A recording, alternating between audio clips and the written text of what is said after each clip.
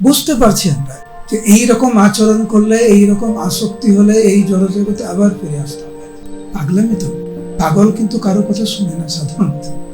যুক্ত বৈরাগ্য মুচ্যতে, রূপ গোস্বামী বলছেন, এই জড়জগতের প্রতি যেরকম আসক্তি রয়েছে, ওই আসক্তিটা পরিবর্তন করে কৃষ্ণের প্রতি আসক্তি নিয়ে আসতে হবে।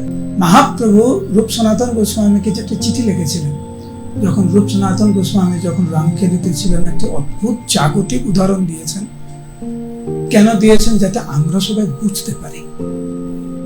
মহাপ্রভু লিখলেন, কারণ রূপ সনাতন লিখেছেন যে হে প্রভু, আপনি দয়া করে এসে আমাদেরকে এখান থেকে উদ্ধার করুন।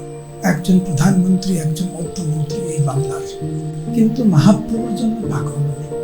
ওনারা দুইজন নিজের যে জায়গা ছিল, এখনো আছে, সেইখানে রূপ সনাতন গোস্বামী বৃন্দাবনে রূপান্তরিত করেছিলেন।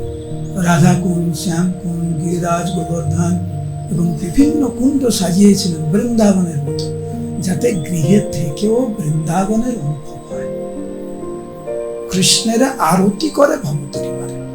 এটা ছিল রূপ গোস্বামী এবং সনাতন গোস্বামীর বাসস্থান। তো মহাপ্রভু লিখলেন যে তোমরা একটু শান্ত হও।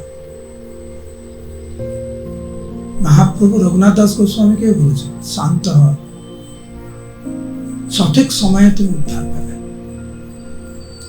মহাপ্রভু বললেন, ঠিক যেরকম একজন বিবাহিত মহিলা পর পুরুষের প্রতি আসক্তি হয়, কিন্তু যাতে পরিবারের সদস্যরা বুঝতে না পারে, স্বামী বুঝতে না পারে, সেই জন্য সংসারের সমস্ত কর্ম ভালোভাবে সম্পাদন করে, কিন্তু মন পড়ে থাকে আরেকজনের কাছে।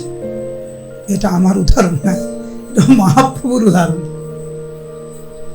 সেই রকম তুমি যেহেতু ওখানে রয়েছ, কার্যক্রম করো।